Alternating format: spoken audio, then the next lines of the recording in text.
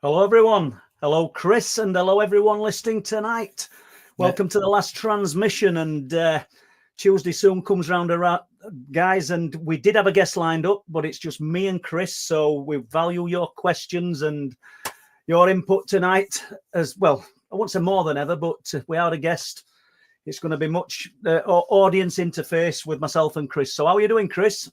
Yeah, I'm good. Yeah, it's guest had an emergency at the last minute, which is cool. We can certainly, between you, I, and the audience, we've got plenty to talk about. I know you've got a lot of stuff there just happened in the last week that you've been investigating, which I'm sure everyone listening will be excited to hear about. New stuff. Well, there's always new stuff. It's just sometimes you can't keep up with the amount of new stuff, can you? Do you know something, Chris? It's not sometimes, all the time. I've got emails that are going back, guilty really, going back years. Do you know, it's not brilliant, but I do keep in touch with most of the people because I do want to follow some things up. It's trends. It's weird. I had a kind of rash of cube sightings for some reason. It's strange, and I don't mean that people are suddenly seeing cubes in a certain area or all over the world or the UK, because some of them were in different years, different decades. But that's how it happened. Almost coincidence, I don't know. But you know, the cube sightings. I've had another cryptid report, which I'm not going to go into great detail about today because it literally came through at 6 o'clock tonight. And I thank this lady for sending me the report, and I will be in touch. And that's at Flamborough, of all places. I don't have to travel far to get these things, you know, to actually get these amazing reports. So you've been busy. Yeah, to be honest, I know I've said it a little bit last week. Still struggling to just get rid of this little cough that I've got. This annoying cough, definitely from the illness. Yeah. But I don't think it helps. As I said, I don't think it helps being a little bit run down. And then obviously it's just been Easter, so stuffing your face with stuff you shouldn't do, and then having a couple of beers and all the rest of it like you do. Probably not helping the cause. So well, I've done it myself. Yeah, I do it myself, and I'm never gonna. I don't know. I'm not having a beer now till Friday. I believe it when I say it, but it rarely does it happen. But there you go. Before we jump into this, I can limited with names I can see, guys. I always say that, don't I? But you know, we're going on for 70 people in chat here, and we've got Sober Carper, Dragonborn, Liam, David Hunt, Lorraine's doing the moderating for us tonight. So please, if you've got any questions, and we do want some questions, put it in capitals for Lorraine, Rivington Pike, Lee, Anne French Boynton, Christopher Neal, Steve Collin, Drew Hollings, Jack, and I think I saw Tom Waters in as well. I'm not sure if you were going to come up this month, Tom. And yeah, and we'll no doubt return to that further down the line. Annie French Boynton, and just give us your views, give us your questions if you've got anything that you want to run past us. We're not going to have all the answers for this because I don't think any of us do, but we'll do our best. You know, we'll kick these answers about between us, and we might just get that ball a little bit further down the road and learn a little bit, all of us. Yeah, so just seen Lee Roscoe's comment, get vitamins. Lee, you should see my cupboard.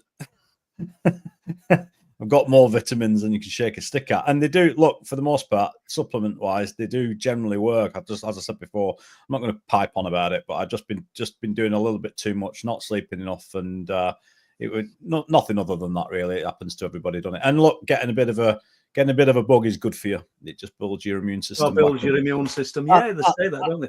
And you know, look, it's a detox. At the end of the day, your body will get shut of it, and anything else that it should be getting rid of as well. So that's good. But actually, Paul, you know, we were going to talk about, like, and we still will talk about disclosure. But I put the phenomenology in there because we were going to chat with Mick about that and how, because I don't know whether I said it to you last week. You and I did some recording yesterday for some videos that we're going to put out, and we were talking about how disclosure now. I used to think it was like 1 or 2 layers, 3 or 4 layers, something like that. But now I've realized this is tied into absolutely everything. I think not only, you know, a lot of people worried that disclosure would the obvious ones, obviously with the Pope just dying. It's you just have to look at the response to that in certain countries, in obviously Christian Catholic countries, the response to that and the effect that it has on consciousness. Yeah. Then you've got to go deeper. This is deeper than just what disclosure would do to religion. It's part of religion, in my opinion. Disclosure happened through religion and before religion, like a long time ago in ancient texts. And you only have to talk to all these cultures. There's hundreds of different cultures will tell you the same thing.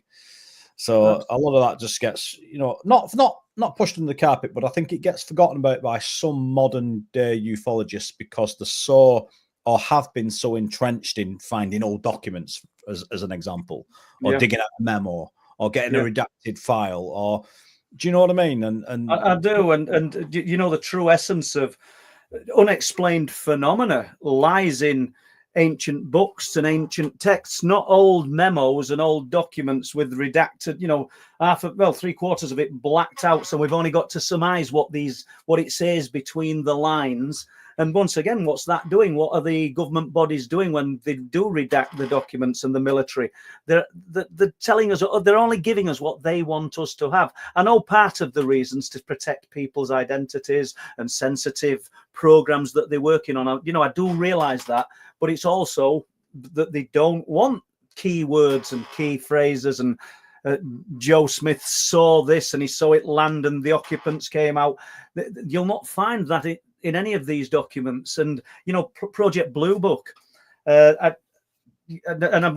these figures aren't in my head, people. I did have a look at this, and Project Blue Book, whenever it started, I don't know if you know when it started, Chris, but I know it finished in 1969. In that time, they had 12,618 UFO reports. And of that 12,618, 701, when it closed in 1969, remain unresolved. So that's, and even if just that one is the real thing, that's all we'd need if they revealed the true facts of what it was. And I think we know with Project Blue Book that a lot of the resolved cases, allegedly resolved cases, they were just Prozac explanations. Yeah. Because there was not always, but in some instances, there was something truly anomalous that somebody had seen or experienced. And we're going back to 1960s. We're going back over 50 odd years. We're going back nearly 60 years there. Can you imagine how many during that period of time when people were probably open to talking more than they ever were, given the nature of that project? How many cases, amazing cases, were lost or hidden and just brushed under the carpet and never even logged under Project Blue Book? Yeah, absolutely. And now the people that knew about those cases, if they've just been, like as you've said, swept under the carpet, brushed under the carpet, a lot of those people who made those reports, who had the awareness of them, and a lot of the military personnel that maybe saw that, or high-ranking officials, they've passed away. There's nobody there. Like you've said, these have just slipped into the mists of time. That's why I think podcasts such as Last Transmission, Truth Proof, and a host of thousands of other good podcasts out there are bringing this truth forward. And, it's absolutely brilliant that we're going on for 100 people in chat. And all of you guys are all looking at little bits of your own puzzle, little bits of answers. And it's all helping myself and Chris, and we're helping you. It's all kind of interlinked and helping each other. And I see there's a question there from Rod. What's that, Chris? Yeah, just asking about how I got into the subject. I think before I got into the filmmaking, I was interested in this, I think. And it's something I've always asked myself when I got deeper, when I got right down the rabbit hole and probably digging in places that probably shouldn't have been, looking at the darker elements of these subjects, because they're all connected somewhere along the line. Even now, actually, even back then, when I were looking at the information from the likes of David Icke and Matthew Deleuze and all people like that, that stuff that they were investigating, as sinister as it is connected to this. And when you hear about these psionic operations now that they're talking about, and the children, and the history with Montauk, and that the history of Uri Geller and Werner von Braun and all that stuff, and how what Stranger Things is, is sort of like I don't know, it's a version of Montauk, isn't it? It's sort of like the fictional. I've never watched it. Seriously, I've never watched it. Yeah, it's amazing. It's really. I mean, I would say that because I'm an 80s, born in 70s, but an 80s kid. So it's really got that vibe, that 80s feel about it. It's probably one of the best TV shows I think I've watched in years. Seriously, but one of the stars is from Bridlington. Oh, really? Who's that? I don't even know his name. I've never watched it. All I know is that one of Laura, if Laura's in chat, she'll tell us, because her best friend, it's her brother. Right.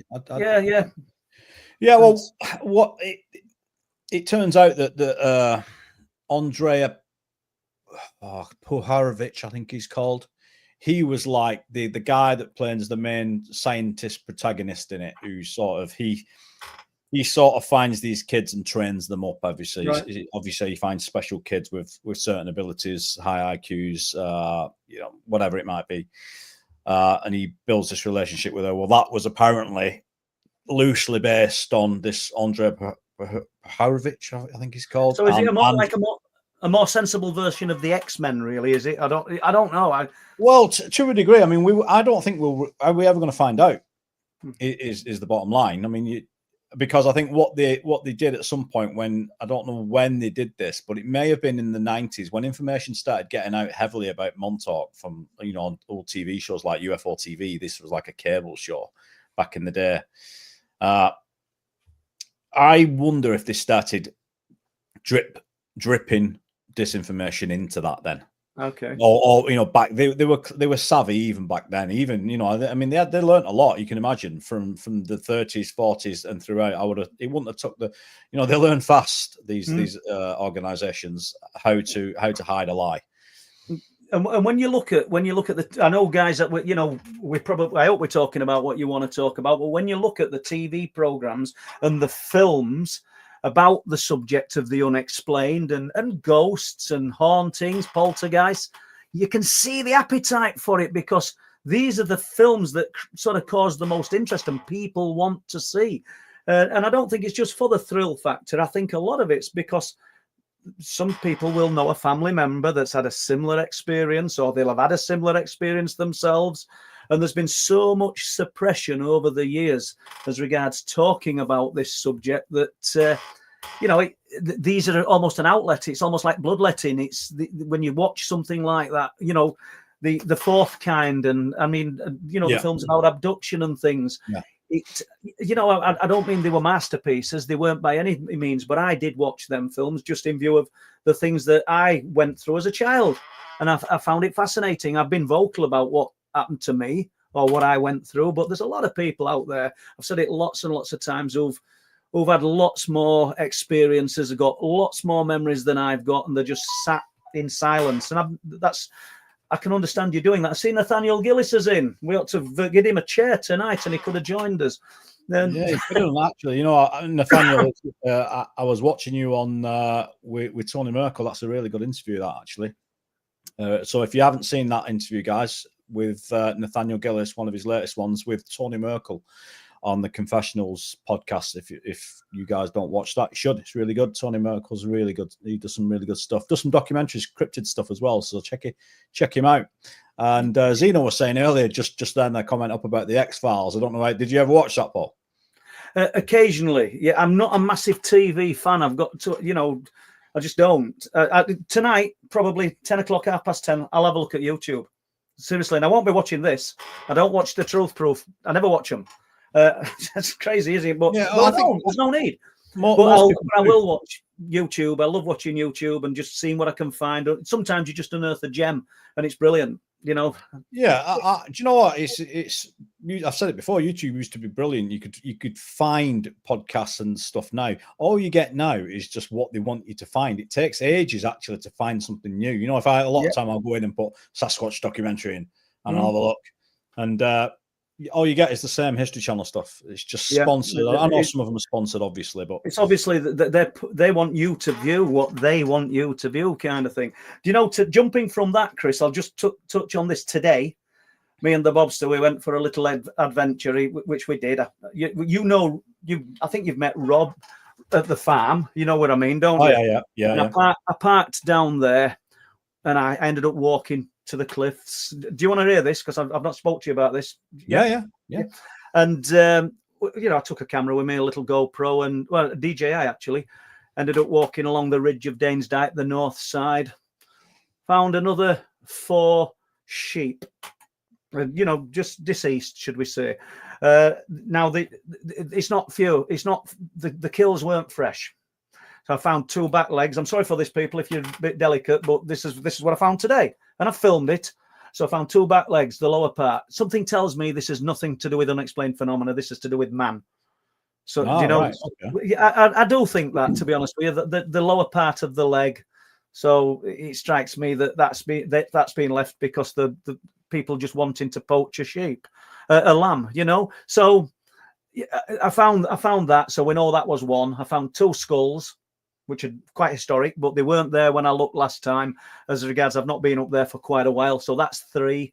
And then there were the remains of another deceased one. So it's still happening. And in this instance, I think this is the work of men, and I don't think it's anything other than poaching. But I just thought I'd share that one because I've been up there today, and I get all over the place with that little dog. Nothing of a paranormal nature took place, but whilst I was sat on end of Danes Dyke, looking out to sea, I was sort of contemplating the ILFs, which I've termed the intelligent life forms, and looking at the vastness of the North Sea. And I'm only looking at towards Filey, 6 or 7 miles away, and down towards Flamborough Head and beyond. It's monstrous, isn't it? It's monstrous. Hundreds upon thousands of miles of ocean, and the potential. What do people think in chat? Are these other intelligences? Are they residing below the oceans of the world? Or do you just think they're extraterrestrials and coming from space? Do you think that they're below the seabed, below the earth of the subsurface, the surface of the seabed? Not necessarily just in the deep trenches. What's the Mariana Trench? That I think that's the deepest part of the ocean, isn't it? The people are talking about these things. Where do you guys think that these other intelligences are coming from? Because they're clearly already here. I was going to say, did you have a chance to speak to Rob about if there's anything else been happening, any unusual phenomena at all? Well, I know for a fact that there's been some green spheres of light seen, and that's one I've got to chase up with him and his family, which I will be doing in next. I'm not going to say next few days. It'll be next few weeks because he's got a lot on as well. And I just always ring when I'm going down there because I'm parking on private land just to make sure I'm okay. And that's exactly what I did. So I want to learn a little bit about what was seen, the green spheres. And these were low, not up in the heavens, because incidentally, it lasts 2 or 3 weeks whilst on the cliff tops. And this isn't just me and Ian and me, Pete and Ian and Jeremy. There's been a number of people, and there's something changed in the coloration, should we say, of satellites, because we're seeing it may not be a satellite, but it's clearly something man-made. We see about 5 or 6 of them on a night, and they're coming from same place just about every time, or it's the same one that's, I don't know, traveling around, but it's green. Same characteristic movement of a satellite, but it's green. And you just see it traveling along the sky. It's not a meteorite or anything like that. We're seeing these with regularity. We see 4 or 5 of them a night. It's coming from the same place, and it's green. So anybody in chat that can tell us what that is it some new tech that's being developed? Is it something that, because I've not even Googled green satellites or anything like that. So just tell us, guys. So, right, what we got, Mike, the disabled Welshman. There are definitely aliens beneath our oceans, 100%. Do you know, Mike? I am with you. I'm on the same page as you with this. I'm reluctant to say 100% because I don't want to put my eggs all in one basket. But I think that the potential for them to be there, I think we're on the money with it. It kind of makes sense, doesn't it? What do they say? Over 95% of oceans at world are uncharted, undiscovered. So the potential for it to be down there, and traveling about unseen, because it's not really a super highway below the surface of the sea, is it? We know there's submarines, we know there's surveillance equipment, and there's probably things that can detect what's under the ocean from above, from in the air. For sure. But they wouldn't tell us if they knew, would they? Oh, absolutely not. And I think this is why what we want to talk about with Mick tonight, we're talking about disclosure and what that would entail. And I think all of us in here pretty much know that. Do you know, if I was to say a percentage of what it is they'll tell us, I would go as little as 5%. if that. I think we're lucky to get 5%. Yeah, that we're being told by the power elites of the world. No, I think disclosure will only. I think that's at the moment. I think we're being told next to less than 1% of what's going on. But why do you? I know we've done this, and it's not the same question, people. I'm going to say to Chris, why do you think it is? Because I have a little bit of a theory why I think it is, and maybe they're terrified of the public knowing. Maybe they're terrified that the public would find out that these other intelligences, we'll call them aliens, not necessarily from outer space, are actually I've said it before, and are actually in contact with Joe Blogg's average man on the street, average woman on the street, and they sort of treat them with just as much importance as they do the President of America or the Prime Minister of Great Britain. Perhaps these people are inconsequential to these other intelligences, just aren't interested in the amount of power and wealth that you've got, and they're interested in humans. And that could be the reason why the craziest things happen when people claim to have had an interaction with another intelligence, and they're given a message to tell the world about impending doom, and we've got to change our ways, and all that kind of thing. And they seem to be giving these messages to somebody like Paul Sinclair. They haven't done, by the way, but what voice would I have to tell the world? Why not tell the president? Why not go to Russia and just present yourself in front of President Vladimir Putin and absolutely frighten the bejesus out of him, frighten him to death, and show him your amazingness and make him change his ways? Do it to the people in China. Do it to our president, the President of America. That would create change. Why aren't they doing that? Yeah, I mean, that narrative doesn't fit with what we know, but there could be a number of reasons why they're not doing that. For example, they would like, I think the powers that be, certainly with the information that's coming out now, they would like the ufology public, or even the phenomenology people interested in this subject, to think that they can now shoot these things down. They're telling us now we can locate them. We can, and interestingly, you've seen it yourself. So they're there sometimes before the phenomena arrives. You've seen it. You've witnessed it yourself. You've seen it happen. Yeah, absolutely. But not always. So I think the idea that they're trying to convince the public that they've got this thing, it's a double-edged blade, really, because in one aspect they're telling you, "Oh, we don't know what it is," when they clearly do.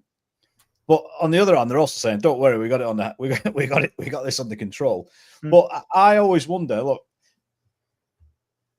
everybody says, look, there's obviously valid reasons why they would want to keep. If it was really dark, which I think some of it is, I think some of it's very dark. Yeah, absolutely, you would want to keep that pretty secret. But if there are these, what they're calling NHI now, which I don't mind, actually, non-human intelligence, I don't mind that term. It's better, to me, it's a bit better than aliens, because I think that's been embedded in our culture now. Yeah, absolutely. We just assume that, they're coming from outer space and planets and the rest of it, and not other dimensions, which is what it appears to be, or other realities, should I say. Sorry, Paul, go on. No, I know that I'm going to say the older ufologists, but I'm 62. But the ones that are sort of more regimented and stuck in the ways, everything's extraterrestrial. Everything's still extraterrestrial. We're getting visited by UFOs that you can tap on side, and they're almost made of nuts and bolts. Do you know what I mean? I'm not. That's no particular person, but you do hear a lot of them saying, they're extraterrestrials. The extraterrestrials, they're already here. These beings, these intelligences are already here. And we had a guest on Truth Proof, lovely lady, but everything was positive. Everything that she was talking about was positive and love and light. And I tried to touch on the darker side, and because you can't have day without night, or night without day. You can't have one without the others. And to me, if you're going to research this subject, you've got to look under every stone, and you can't just think, well, I only like the nice floaty butterfly bits of ufology, so I don't really want to look into this dark side, because it doesn't exist, does it? Because I don't want to think about it, but it does. Yeah. We've got to cover everything. It's like what do they call it? MUFON. Brilliant organization collecting UFO reports, but I know for a fact that people within MUFON have had UFO reports, and within those reports, they've had phenomena that doesn't conform with what they want from a UFO report. So it just gets disregarded. And, you know, I mean, why? It's disregarding parts of the research and elements that could be important and could create patterns for us all to follow and look for. It does beg the question, though, because I know we've talked about it many times when you and I have been out filming and stuff, and we've been on our way to the cliffs, as an example. And you think, does the belief in a negative side to this phenomena breed a negative result? And if it does, them telling us it's a threat and that they're to be feared, and you know, it kind of, you know, we're all buying into that narrative, and who knows, as a collective consciousness, we know we can change reality. What we could evoke, what we could create. In a way, I don't mean, this might sound like I'm saying we're creating the phenomena, but in a way, then we're creating our version of the phenomena. If we've got a negative element that we're expecting, then maybe that's you reap what you sow. You know, I often use the Ouija board as that example. People go into using that knowing that it's not going to end well usually, and we don't promote the Ouija board, people. We say it many times, but that's the idea. People, it suddenly leads them down a really dark road. Yeah, well, I think the thing I mentioned earlier, Montauk, which I think I love the whole Montauk project thing, and I don't know whether I love it because by the time that it had gotten out to the public, that it had been laced with a lot of sensational stuff. I don't know. Right. However, that Andrea Puharich, it's interesting what they were doing. You were talking about, we don't necessarily create the phenomena, but in parts of the Montauk project, it is assumed, or it is believed by some researchers, that bunch of kids and it weren't just kids, there were adults and young adults there as well, but they think that they were creating, because if I don't know whether you know that big Sasquatch sort of thing creature was manifested, they believe. No, Chris, I know very little about this, so I'm going to let you just lead the way with this, because I know very little about. Yeah, well, I think, I don't know whether it came about that they realised that by, and it probably happens a lot, by pure coincidence, by pure chance. That's not what they weren't trying to do that at all. Probably a bit like the Philadelphia experiment. That's not what they were trying to do.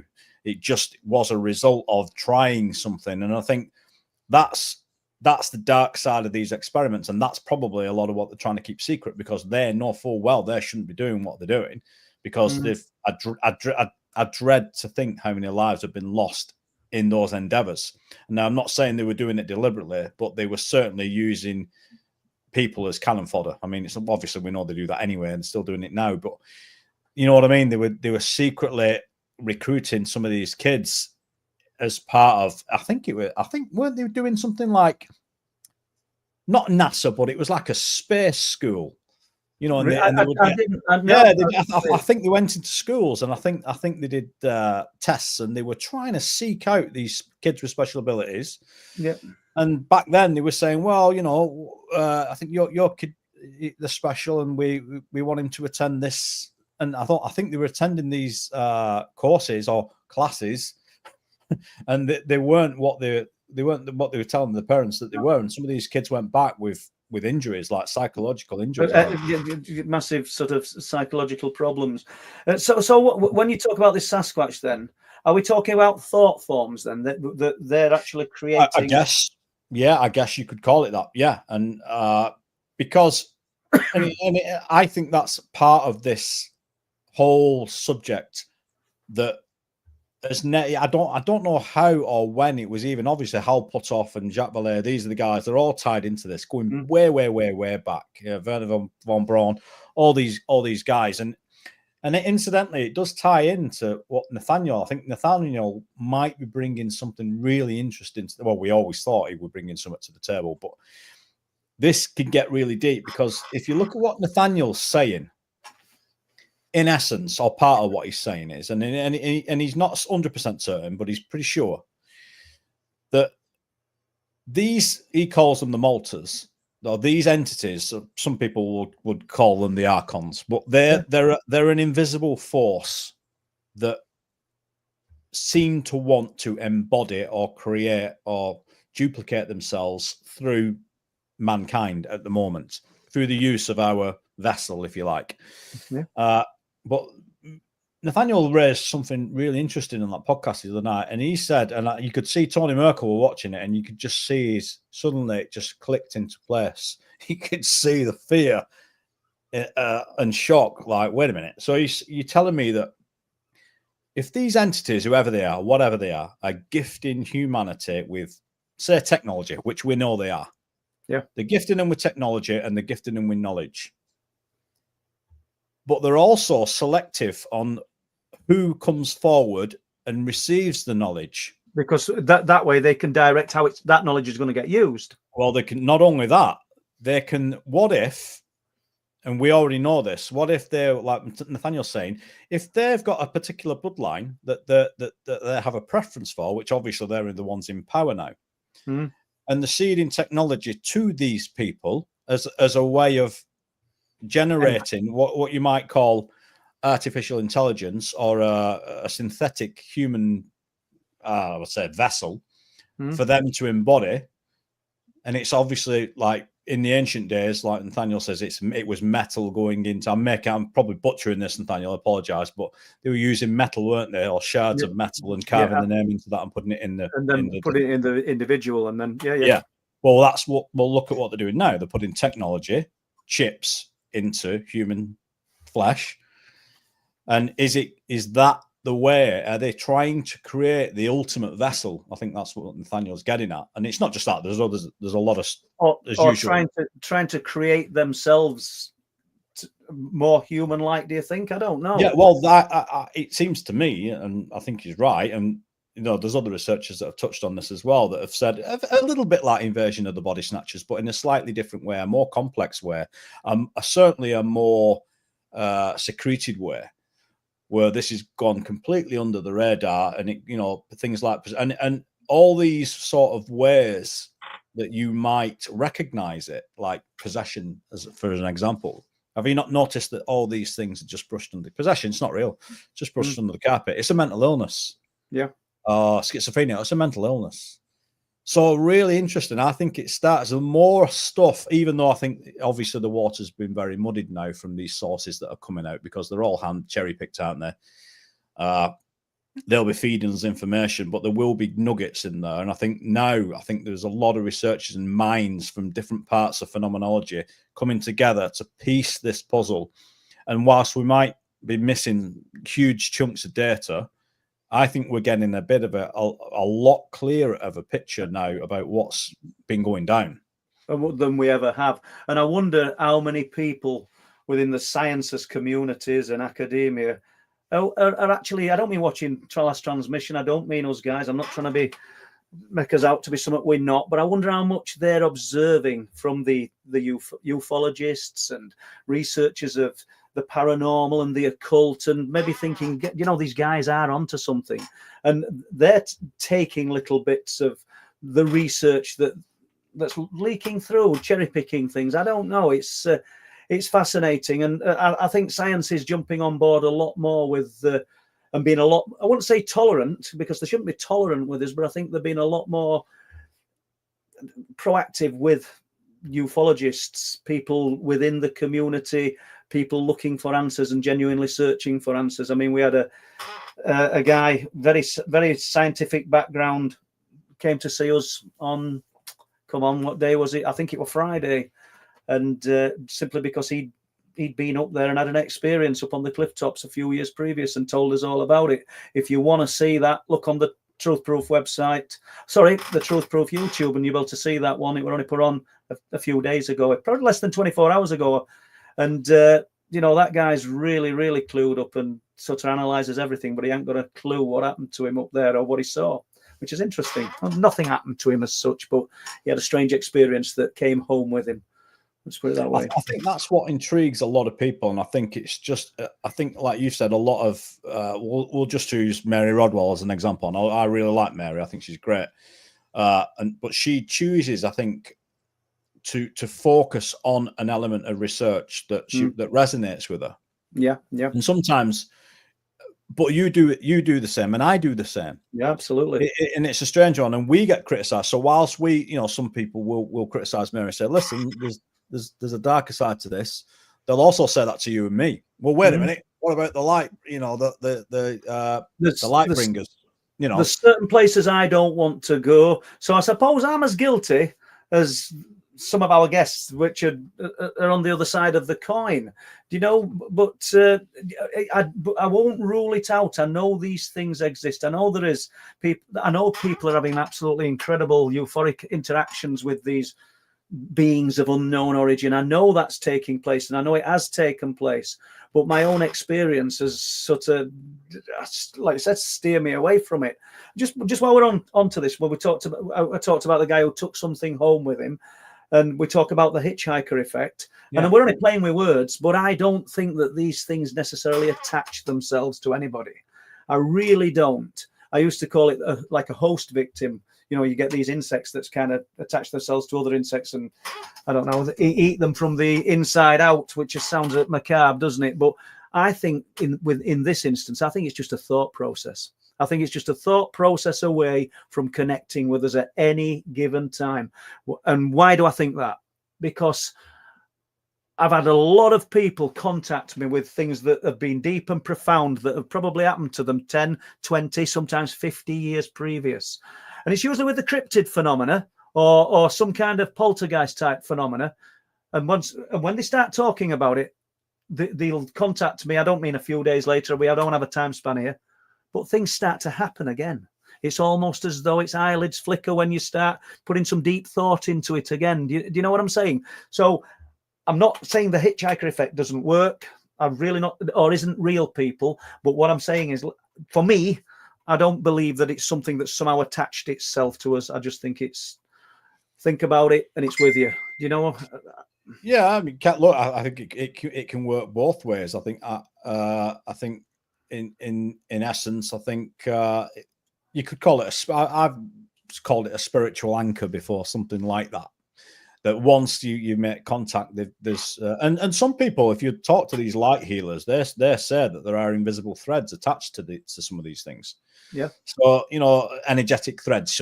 That's a better way of putting it. Energetic threads. But anyway, we've got quite a lot of questions, Paul. Shall we just read that one, Chris? All right.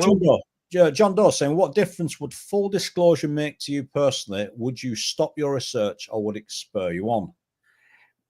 Well, I'll try first. It wouldn't stop me at all. I'd love it to surprise me. I'd love it to take me in another direction to what I think disclosure would mean, and I'd follow that route. If I ain't got out to prove as such, but what I mean is if I'm proved wrong and I'm thinking that it's this or it's that, and I'm saying chances are they're not from outer space, the bulk of them are below the oceans of the world, but we find out that they're all from outer space, that doesn't matter to me. I'd love to find out, and it wouldn't stop me yet. It would spur me on.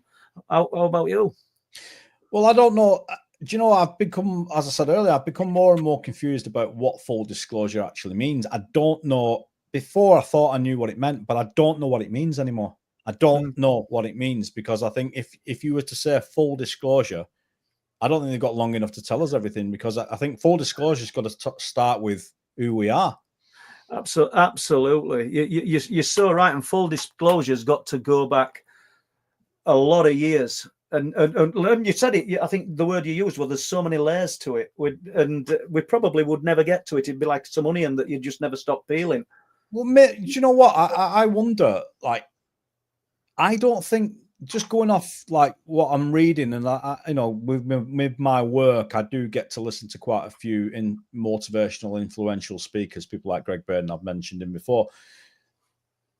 And they're up to date with like really up to date cutting edge science and stuff like that, and white papers and peer reviewed stuff. That's not to say that it's, obviously we know there's a lot of stuff going on behind the scenes. Point being is, it seems to me that we definitely, I don't think by nature if we are creators, which it appears we are, because we were I'm not biblical, I'm not religious at all, but if we're made in his image and we do have that ability, or made in their image, whoever they are, and we can create and do create, and we're infinitely creating. I don't think we can ever stop looking. I think we can just, and I wonder if that's what they found at Montauk. and Philadelphia experiment. And can you imagine? I mean, you imagine what happened if you were part of that science team, right? And then all of a sudden, these bunch of kids had manifested. It might not have been a creature, it might have been, but manifested something. Can you imagine? The path you were on was this, and then that happens, then you're on a complete. And I think if that's happening consistently, constantly, you imagine that path is just getting more and more pathways leading more and more strands to the web. Yeah, like a huge spider's web.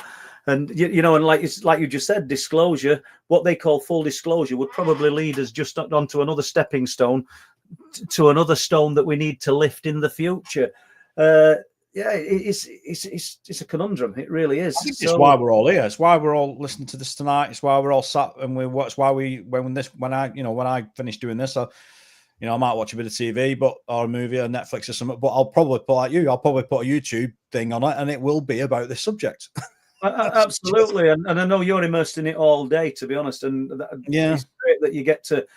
Well, it's maybe not great, but because some of the subjects you're probably not interested in, but you get to look at all these other people's research, whereas I just live in this little bubble of my own. Steve Collins says, have you ever thought about ground-penetrating radar at all at Bempton, if it would be allowed? The thing is, Steve, it's not just if it would be allowed. I mean, what would the costs be?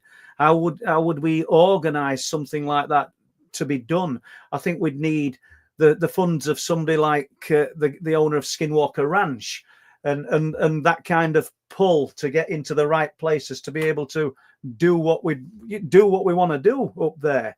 You know.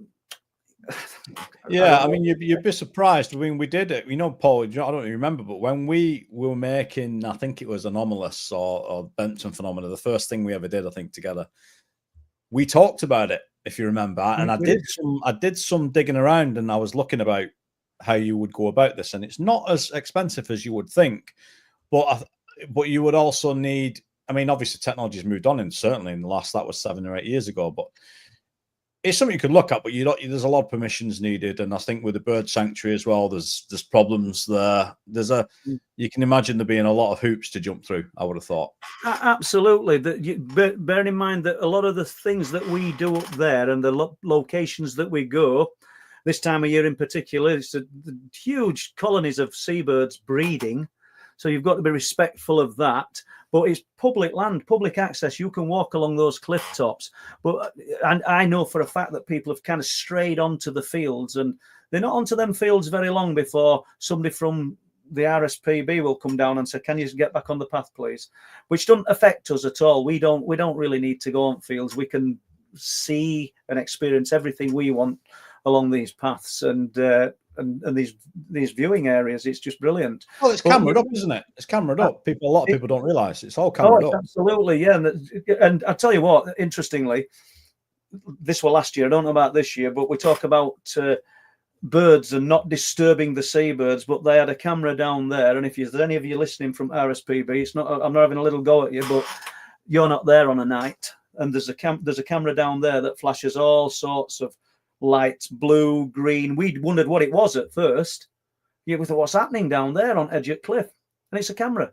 Yeah, I dare say birds will get used to it. Do you know what I mean? But it can't be good for a good night's sleep if you're a roosting seabird. They're not used to seeing that.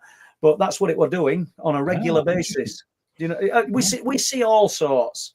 Seriously, I mean, I don't know if Lynn is in, but and Pete will be watching. But we see all sorts of things, a lot more than people realise, such as farmers who are, wildlife and animal friendly. But when wind's blowing in right direction on top of those cliff tops, there's thick black smoke bellowing out over the sea and over the cliffs. And I've filmed it, by the way, if you're listening. I'm sorry for saying it, but, and that's not good. But some of these people are the first people to be absolutely jumping about if there's anything wrong with the wildlife or anything's done wrong.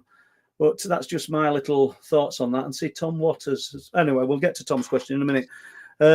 Dragon's Shieldman. That's a new name. I don't remember seeing Dragon's Shieldman. So if you're new to Last Transmission, thank you very much. Just like anyone else who's new to Last Transmission. And if you could, please, like and subscribe. I mean, we've got just over 100 people in the chat now. And if you've not liked and subscribed, please do. It helps us. It's totally free, and we would appreciate it. Yeah, absolutely. So, Dragon Shieldman, do you use spirit guides when you're out and about, or some form of protection? It's an interesting point. If I'm being truthful, Dragon, I haven't done, but I've been with psychic mediums who've been up there, and they've sort of done some kind of protection whilst they've been up in these locations. I don't just mean on cliff tops. You know, it's not such a sinister place. I'm just saying as a whole, and a lot of people do, and maybe I should, you know, but I don't think that's going to bother me any more than it bothered me in childhood, I've got to admit, because that was just that's abject, that was fear. So go on then, Chris, have we got any more questions? Yeah. Put next one up, Lorraine, if you want. Zeno, what do you think to technologies that can manipulate space and time? Yeah, did you see that was being announced this week? Yeah, it was announced in an American. It wasn't a press conference. It was a conference on something. I can't remember exactly what it was now, but it was obviously related to all this, and they were talking about to do with Trump and obviously some of the changes that he's making and the money that he's investing and spending. But they did say that they did have the technology to manipulate time and space, and obviously that's the first public mention of that. Wow. So it's raised a lot of eyebrows. Now, obviously, most of us in here probably already know that. I mean, you only have to look at what Gary. I mean, do you know? Wouldn't it be great to chat to Gary McKinnon? Because I don't know how long his gag order lasts. Is he allowed to even talk about the subject? I mean, when you think about what he did, Gary McKinnon, it's amazing, really. It's actually amazing. They didn't get him in prison, but it's incredible, really. Can you imagine being Gary at that time? I mean, obviously, for us, I think we take for I certainly do. I take for granted now all this at our fingertips. We can find out anything.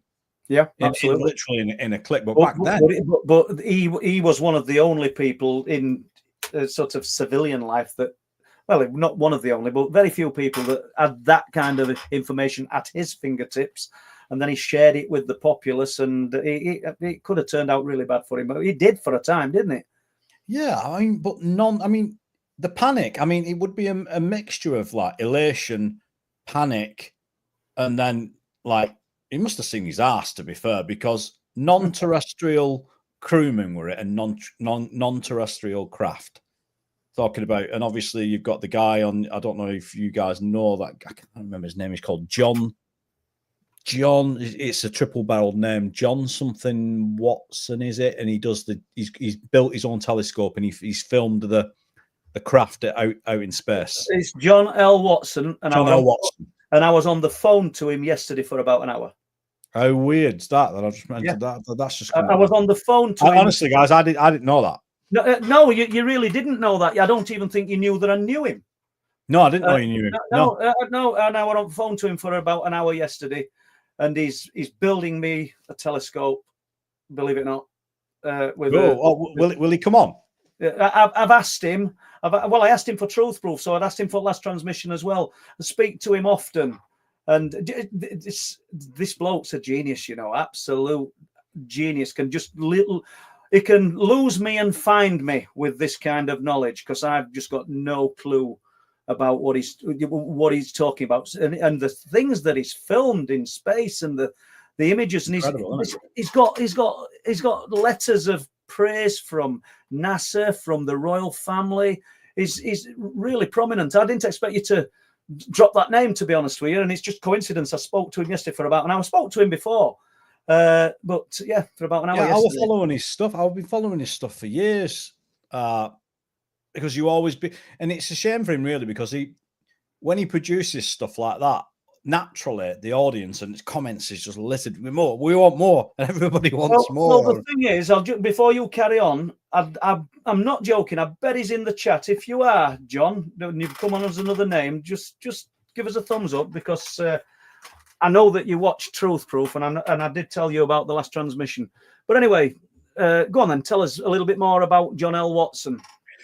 Yeah, I can't remember where it came up. Why did it come up? But point being, I think that just what he's doing with Can you know all this? Oh, we've got some dodgy footage of something on Mars, or we've got some. You know, it's embarrassing, isn't it? You know, do you know what I mean? When you've got this, you've got John doing. I don't know whether his real name is John. I don't know, but and he's doing that with a homemade technology. I know he's got the brain, and I know it's not cheap either. Incredible, Chris. He was showing me images of craters on the moon and detail, absolute real detail inside these craters on the moon. It's amazing, isn't it?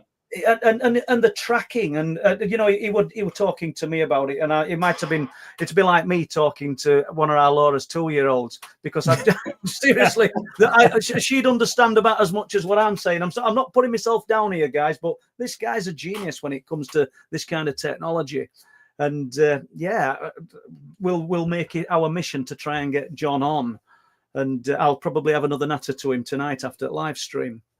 Well, it came up because we were talking about I was talking about Gary McKinnon, and that must have been like terrifying when he realised what he'd done, what he'd found.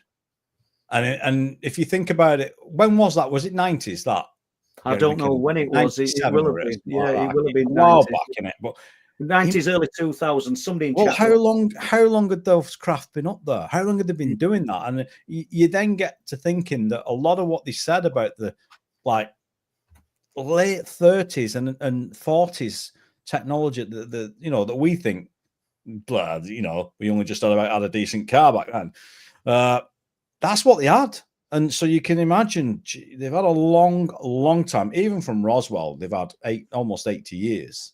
Yeah, and so the idea that we don't have that tech, I'm not saying that we can travel through time and all the rest of it. I don't know that, but point being is we've got some amazing stuff.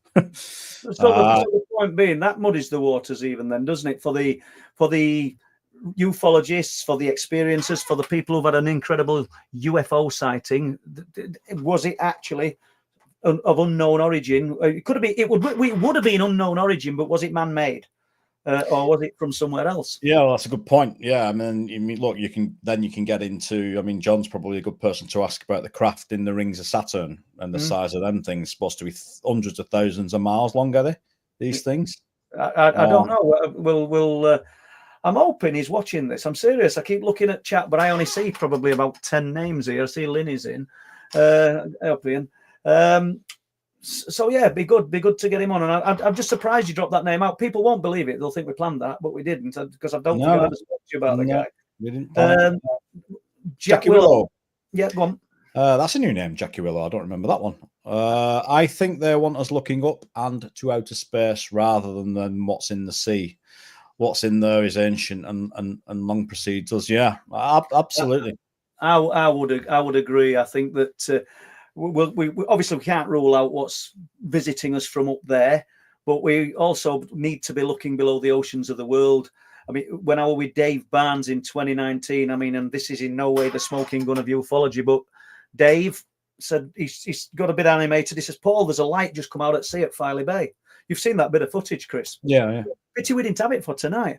And it then proceeds to travel 6 miles and slowly turning towards where we are. I don't think because we were there. That's just we were there, right place, right time, and goes out. I'm not going to say entered sea because I was using Sony NX80. I'd not got my glasses on. I didn't take my eye off this thing. Yeah, you don't want to take your eye off it. As it were getting closer, you know, it had gone anyway. I'm assuming it went into sea. So I mean, that's only off our coast, Jack Willow, but. We see lights beneath surface at sea, and I'm sure people all the way up and down the eastern and northeast coast of England do, and all around the British Isles, all over the place. So I do have a report. It's second-hand, but I believe it. So that's why I'm not going to sort of jump on it too much. But there were a trawler out in Bridlington Bay that came alongside a luminous object, and they actually scraped it with the boat, and I don't mean damaged it, but they actually touched this thing with the boat. So if you're listening, if you know anybody that knows about that, I want to hear more about it. And we're probably going back to 1980s with that, and I'd love to know. But they know that's the thing. I mean, we need to get to these questions in a minute, but they know somehow. Let's assume that they're not all ours, then they can't all be ours. How do they know when because you touched on it earlier when you said aircraft seem to arrive, or in some instances they're already there when these things come. How do they know? The technology that the governments and the military must be absolutely incredible. And I just use one example, a guy called Peter Fergus, deep sea diver. And we'll not just tell the story. It'll take 5 minutes, if that. He wasn't working on the rigs, and he weren't working on any deep sea projects. So he teamed up with a Flamborough man, who I won't say his name, who'd got a cobble, small fishing boat in Flamborough at North Landing. They were going to catch lobsters. He were going down in diving gear. These lobsters are sort of, I say running, but they're on seabed, aren't they? And so he's catching them, bringing them up to the surface, dropping them in boat. And I suppose every lobster, they've got £5. Do you know what I mean? I think we're talking about 1984. There'd been a particularly rough sea, and the visibility were rubbish. So the Flamborough man knew the coves, knew the coast really well. And he says, if we go to this particular cove where there's a little beach that's only accessible by boat, I think we will get loads and loads of winkles, huge winkles. I want Ian to tell me where they took them. It was some pickles factory in Hull, because I can't remember the name. And sure enough, they went there, and he says, we got about 17 fertilizer bags full of these winkles. But right, get to my story, and not winkles. They sat on the rocks having a break. He says, and it's a beautiful clear day, and there's a little tiny cloud in the sky. He says, and it cleared, and there's what would be described as the tic tac. It's there.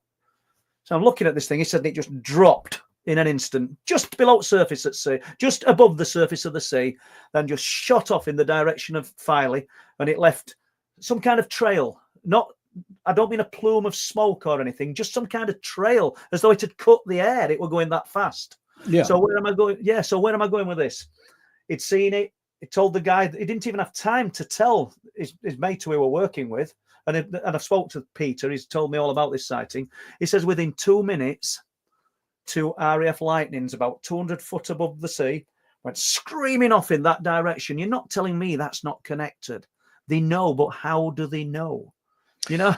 Yeah, well, recently, I think there's a little bit of, well, probably quite a big chunk of disinformation about that. Pickles. That's where they took. Sorry, Chris, but I've got to put it in. That's where they took. Yeah, that's where they took the bags of winkles. These huge bull winkles, they call them, great big things. And so, anyway, go on, Chris. Yeah, some job that, isn't it? Yeah, that is it called the neutron? Oh, I can't remember. Someone in the chat will know this. Xeno's probably usually on it. That array that they got in Antarctica, that's what they were using. That's what they're now using, I think. And there's obviously a number of those things around the world that detect the craft, right? Because they can detect them in other realities, I think. Yes, it's some array radar, is it? Yeah, something I can't remember. It's not like it's a form of HARP, I think, right, but a more modern version with different abilities, I think. Wow, interesting. Yeah, so allegedly, look, and obviously, I think you've seen the vans up there. I think a more basic form of equipment. I think they're probably using something like that, not necessarily to detect, more to deter. Yeah, do you know, I think it was in 1950s, somebody at RAF Bempton, working at Bempton, leaked something to a paper, and it caused a lot of controversy and a lot of upset within the Ministry of Defence. And I think they leaked some information without knowing. They just told a reporter about something that they were looking at or they were working on at RAF Bempton. I think it was in the Old Daily Mail. I could be wrong, but it really caused a lot of problems at the time. And then when I were looking in the archive at Bridlington, looking through the papers, I noted that, and I can't remember year, but something tells me that in 1970s, but the distance will be correct, RAF Staxton Wold could pick up an object the size of a copper-coated golf ball in any direction, 50 miles, and from in any place within a 50-mile range. I know, in grand scheme of things, 1970s, it could have been before then, but that just tells you that if they could detect something moving the size of a copper-coated golf ball, that's incredible, and that's back to 70s. I'll have to get the exact date. Someone tells me it's before that. So what have they got now? That must be amazing what they've got now. So no wonder that there's well, depending on who you speak to, if you speak to Stephen Gray, he would tell you that the ETs are being deterred from engaging with us now for fear of either being shot down or worse still. How true some of that psionic groups bringing in craft and actually taking over the craft, commandeering the craft psychologically and bringing them in against the ETs. Well, I'm not so sure about that, frankly, but who knows? It's on the table, isn't it? Lee Roscoe is asking, what do we think about the orbs coming out of the cliffs at Speeton? Are there other places where this has happened in that area? In that area, myself and Pete definitely saw a red orb coming up the side of the cliff, and it just disappeared. There were a military guy up there and his friend a few years ago, and they said they'd seen a red orb coming up the side of the cliff. And what Lee's talking about is the latest short that we put on Truth Proof, which we're on about. And I think that what this guy saw whilst walking from the bay at Filey, this an holiday resort along the beach, said he got to the cliffs at Speeton, and it says about midpoint up the cliff, a red orb appeared. He didn't say it came out, but we've got to ask ourselves where it came from. He said it went down and sort of floated down at 45 degrees, and it was pulsing from red to orange. And then when it went over the sea, and he's perplexed, he just don't know what he's looking at. And when it stayed over the sea, it then split into two white orbs. And he said one of them was bigger than the other. And it were a massive, it were a long sighting. He watched it for going on for an hour. In fact, I think he said 90 minutes. So we're over an hour. And he watched this. And once again, it's a brilliant account, because when he got home, strange things happened in the home. He said he laid in the bath and he was looking at the towels hung on the radiator, and it was like one of them was on a puppet string moving up and down.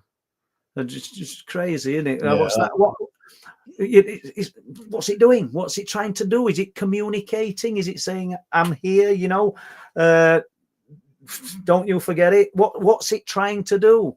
Is there a thought process somewhere within here that we haven't been able, or a little box inside our brains that we've not been able to access to communicate with these unknown others? Something that we've lost, something that people, well, not so children, not so anything, people with other abilities that, like you were talking about, such as at Montauk, can connect with. Yeah, for sure. Yeah, and I think it's just, you are getting people now talking about the introduction of certain technologies that is just taking us further away.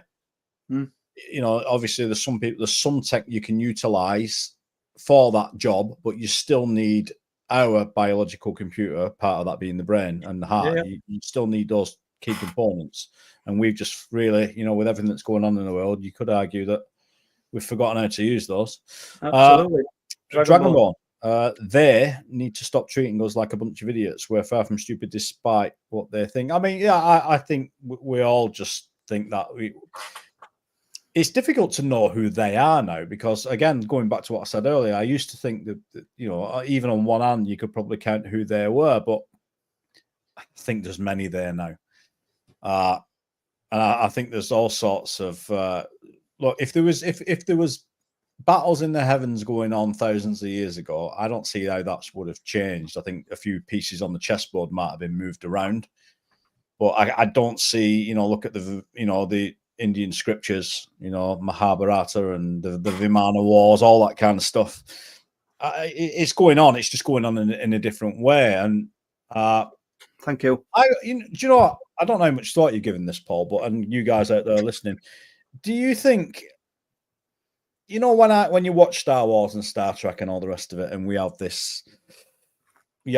crews travel in the universe and dimensionally, they go into these places, and like Stargate as an example. Do you think that will happen in the next, say, I mean, it may well have happened, but I'm saying realistically, publicly, like even something like basic public travel.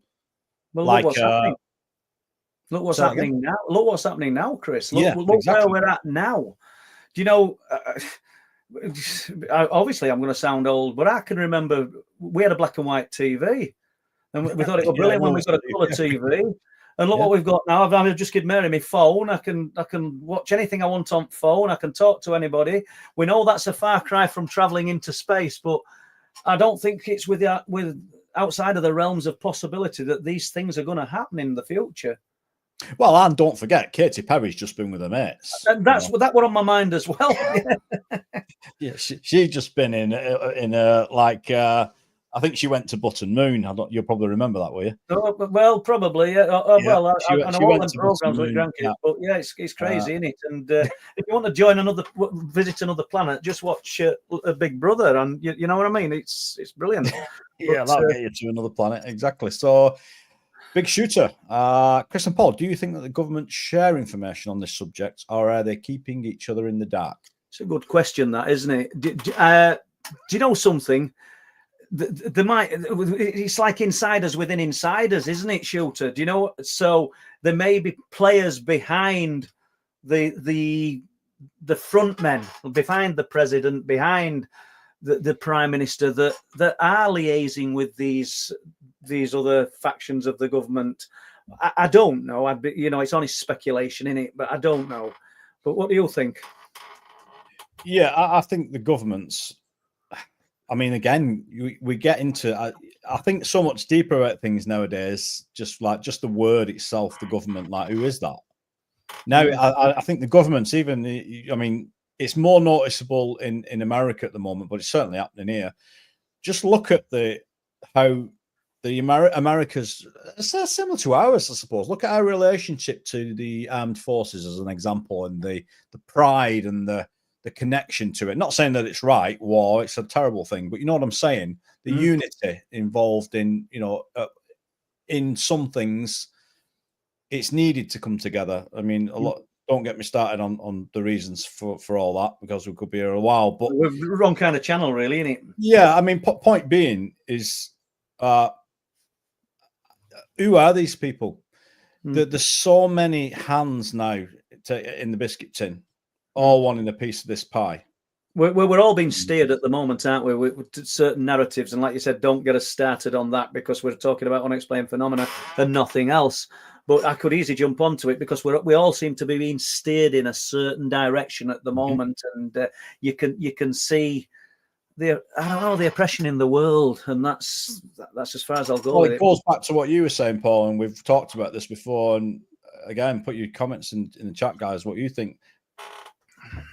We all, I mean, there's a lot of memes go around about, come and save us, ETs, we're ready for you, come and save us. And I think that's all a lot of people feel like. I have moments like that myself, not necessarily with ET, but you just think like, you think it, don't you? You do think it. I wonder how many people in chat think that. There's over 100 people listening to this. You've all got your own thoughts. Do you think if we did get on the edge, we did approach some kind of major world catastrophe, that there's a question to you guys. Do you think that the unknown others, the other intelligences that are out there, would come to our aid?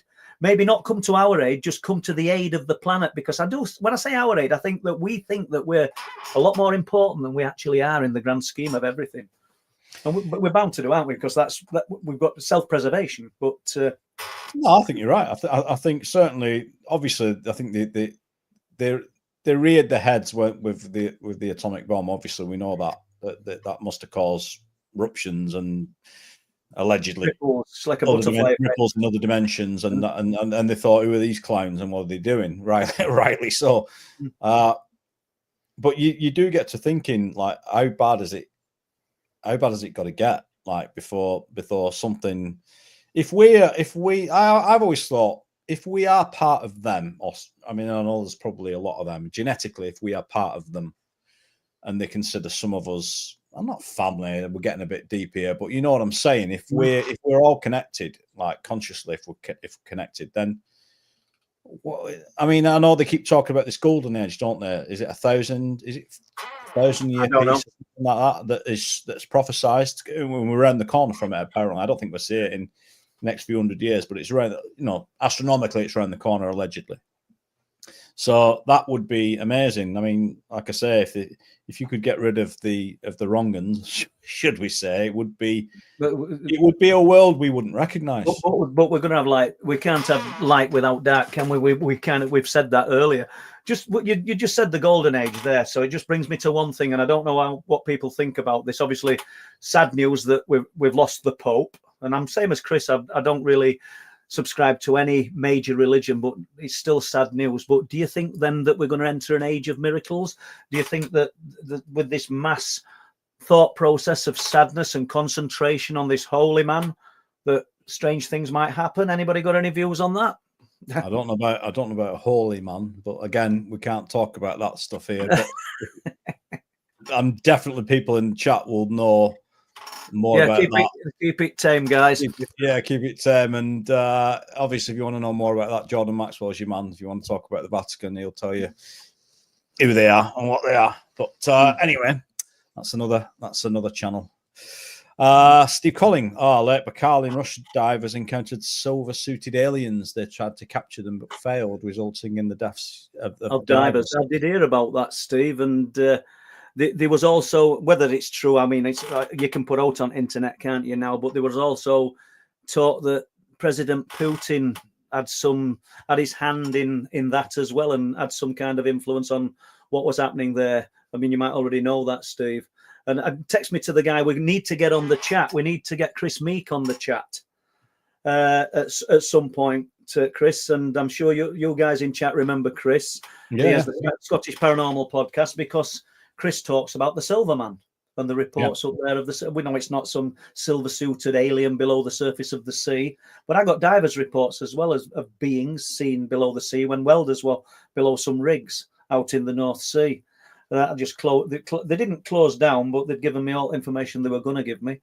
But that's interesting. What's he called? What's the guy called? I think you've tried getting him on, haven't you? The Russian researcher. Yeah, I have. Paul Stonehill. Paul Stonehill, yeah. And I've got the book somewhere. I haven't got it here, and I'm not going to pretend I've read it because I just skimmed through books. So you know what I mean. But that's me. But he wrote all about the subsurface UFOs, you know, the USOs. So I'd love to get him on. And Philip Mantle's the connection there, because I know Philip has a lot to do with Paul Stonehill and talks to him quite often. And some amazing stuff. John L. Watson's earlier, you know, I were hoping he were going to be in chat, but no. Jack Willow, is it Jackie or Jack? We'll Go, Jack. Jack Willow, I think the Love and Light Only Brigade don't want the dark side to be true and can't allow themselves to look at it until it personally affects them. And I understand that to some degree. Do you? Yeah, I do. Yeah, and Jack Willow would be a good. I've just realised that Jack Willow's been on Truth Proof, and if you'd like to come on last transmission, even if it's just for half an hour or an hour, Jack, you'd be welcome, because what you had to share last time were absolutely riveting, just like Stan was last week. You know, and he went there well, Stan, last week, didn't he? So yeah, I do agree with that. Yeah, do you think the spirit? Chris, go on. Do you think there are spiritless humans? Yeah, absolutely. Yeah, I would definitely say that there is, and I think nowadays, given where we're at technologically, I think you could say that they take various forms as well. I think I've definitely started. You know, when we were first listening to Nathaniel, I couldn't get too much had come before him, if you know what I mean. And I still a lot of me entrenched. I still had one foot firmly in like ufology still, just because of my job, really. But now I've started to look at what he's saying, and then I mean, you can't ignore where tech's going. You certainly can't ignore where physics is going, and you can't ignore like powerful people in the world, like Elon Musk, what he's trying to do with Neuralink and things like that. Yeah, and AI, and whilst it would be amazing to make people walk again that can't, because they can do that today, they could do it if they really wanted to. Whilst it would be amazing to do that, and I think they should do that, you know, I think there's a terrible dark side to what it is they're intending to do. They've probably already done it, You know, I think if you look at what they were doing in China, they announced that they'd legally cloned. What have they really done? Come on. It's frightening. It's frightening. I thought my eyes were going blurry then, guys, but I realised that my camera's a little bit blurry, isn't it? So I don't know what it is at your end, Chris, but it is here. Yeah, it is a bit. If you just put your hand to it and pull it away, it should refocus itself on you, should it? No, it's not done. But no worries. No worries. We've just got to live with it, guys. So I don't know what's happened there, but come on, yeah. Dragonborn, you have to embrace your dark side for balance, and that applies to everything. Yeah, pretty true. There you go. Yeah, that's true. I mean, duality. Duality does appear to be a thing, doesn't it? So, but at the same time, it's fine having duality at the moment. I think the balance is way off at the moment, and that's why. At the moment, you mean within the world? Within the world, and I just think it's so evident. Before they hid it well, now they don't even care. It's you know, before you might have to look at a third world country to see it, or a poor country to see it. Now it's blatant. Every man and his dog can see it. You can see it in your local council. You can see it on, you know, sometimes in your workplace. You can. The lack of justice. It's incredible, actually, that we've got to this point. We all knew, it's prophesied. We all knew we were going to this place, and I think it's. You could argue it's up to us to sort it out, but I just don't know. But we're getting the voice and the ability and the will to sort it out knocked out of us by the punishment that's being given out to the people that are trying to sort it out. The ones we need to stop. I'll end up on some kind of rant. Again, we keep going back to what Nathaniel's saying, and even if it's not Nathaniel's method, you could argue it's James Bartley and what they were saying, and Carla Turner, and Ted Rice, and reptilians, and being hosted, not reptilians, but evil entities hosting, you know, humans, and through bloodlines and genetics, and making terrible decisions against, you know, the majority of mankind. It's with the state of the world, it certainly doesn't look like it's being done for humans' purpose. You know, it certainly looks like it's or selected humans, maybe. Shout out to Tony Myrtle from the confessionals. His wife is quite unwell at the moment, so yeah, loads of good thoughts towards. Yeah, I believe so. Yeah, she's not. Yeah, she's really bad news. They've had, but hopefully she will get through that. So yeah, well, Jack Willow says she'd love to come on, so we'll sort that, Jack. And you know, have you seen that Dragonborn? Yeah, it's just you to say it. That's not his chair. That's just Paul. That's me back. Hold on. Yeah, you're right. Need to sort that. Draco. If you could have one question answered, what would it be? Go on, Chris. What would it be for you? I mean, there's probably 10 questions you'd want answering. Yeah, I don't think one question would be enough. But if you only had one, let's think about that. We'll come back to that. Let me forget to answer that. Myself personally, I would love to be able to ask whatever it was that I saw in childhood, why what felt the need to terrify me so much. So I would, honestly, yeah. But that's never going to happen. If I could, I think it would be. I wouldn't, like your one wish, you wouldn't want to waste it. It'd be like your one question. I don't want to really want to waste it. I wish for 10 wishes. Yeah, I wish for 10 more questions probably, but I probably just really want to know, because I think it would answer a lot of other questions: who we are, where are we? But if that answer was really complex and we were all potentially like a lot of different answers for different individuals, then I would feel like it's been bloody wasted. But there you go. Yeah, excellent. So where we're going now, Tom Waters. Paul, have you ever considered that the bird stands at Bempton could be both? Yeah, we have. Yeah, could be both. Authorities could be listening to your evening chit chat. If Lynn is watching this, he knows. Yeah, we have thought it, and that could be what causes the electrical interference. We're not that paranoid that that's what we think, but when you spend hours and hours in a location, you talk about many, many things, and that has come up. And it is a strange when you put a EMF meter or a tri-field meter well away from where you are. And remember, there's no cables, there's no lights, there's nothing. and suddenly it just starts to dance with lights and make sounds, and it shouldn't be doing it. What processes are at work? It's not forced to be something paranormal. Tom might have hit the nail on the head. Yeah, it is interesting. I would guarantee. Here's something. I mean, we've said it before that we think that they're bugging your phone calls, and because I've heard them on the phone, I've heard weird stuff on phone many times for years, actually, when I've been chatting to you, and I know loads of people have. But let's just say, if you were involved in any way, shape, or form with any of this phenomenon, anything that's going on up there, just as an example, anyone from local, let's say you're a radio operator in Filey. What's the base called near Speeton? What's it called, that one? Staxton Wold. Staxton Wold, right? Oh no, the base in Speeton doesn't even have a name. Yeah, well, exactly, right. So that base is there. You know it's there. I know it's there. A lot of people obviously don't know. It's a relay base that works in conjunction with Staxton Wold and RAF Fylingdales, but people wouldn't say most people. If you said there's a military base at Speeton, radar type base at Speeton, they'd probably just is there. Well, I think it's something to do. A lot of phenomena that's seen there. It's no coincidence that the base is literally just there. Yeah. But point being, the point I'm trying to make is that if you were listening to chat, let's say they were bugging you, Paul, up there, and they were listening, or even they were just monitoring what was going on up there. Like we've spoke to the MOD guy that were allegedly watching people in the 80s and 90s, right? Yeah, absolutely. So they're obviously still going to be doing that now. They've got a bit more tech to do it now. But what's to say someone's not watching Truth Proof or Last Transmission right now from that works in those places? Just to see whether, I don't know, Chris Turner and Paul are going to tell some. Dragonborn's got me conscious of this chair now. I hope that's your fault.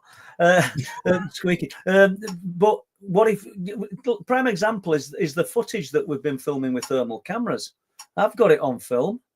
Linny's got an amazing piece of footage on film of this sphere that's just revolving, and it's 200 to 300 yards away from us in silence. We wouldn't have seen it. Is that military tech that's observing, or is that something else? And like you've just said, there's people wanting this bit of information and thinking, bloody hell, have you heard what they've said they've filmed up there? Have you seen this bit of footage that they've just put out? So we would become of interest, because I don't think we're anything special as people.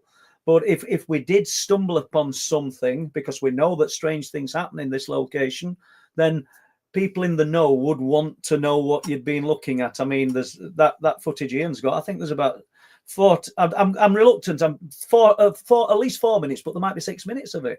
We've only ever put 32 seconds out. Do you know what I mean? And we've got footage of all sorts of strange things. If it's military, they might be thinking, Christ, do you realise that they filmed this? Or if it's an unknown other, have you seen what they filmed up there? You don't know. I'm not trying to big it up, but I've looked at what the guys on News Nation were showing Ross Coulthard, and we've had them on Truth Proof. Did they call them Tedesco's, the brothers with the RV? They've got an RV kitted out, and great guys, lovely to talk to them. But what they've filmed, I'm not just saying it, but it's I don't think it touches what we've filmed up there.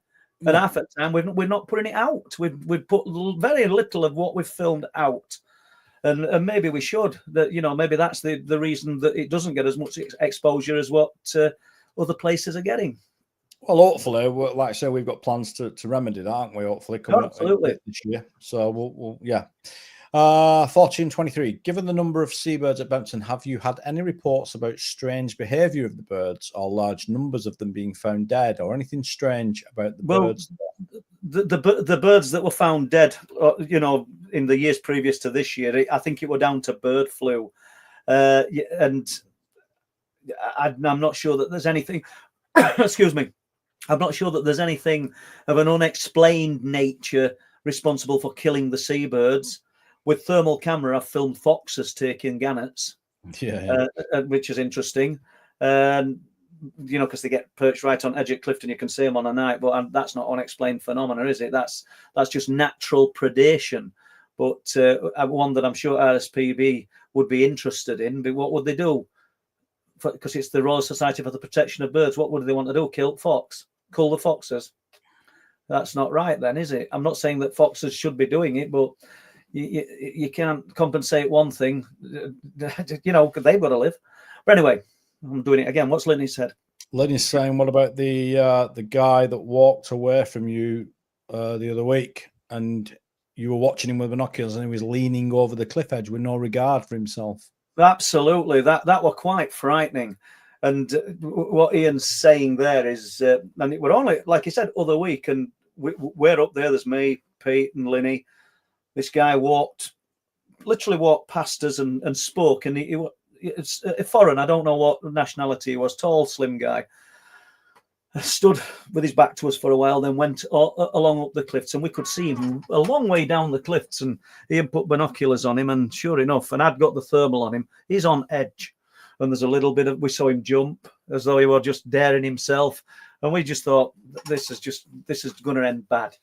And but there were another man a lot closer who were down there bird spotting, and as he walked up, Ian went over and spoke to him, said, because we didn't know where this guy had gone, we were hoping he hadn't fell. And he said, "Did you see him? Did that bloke?" He said, "Yeah, he were on the edge." Yeah, and it's a crazy thing to do. I know that's not unexplained phenomena, but it's a crazy thing to do.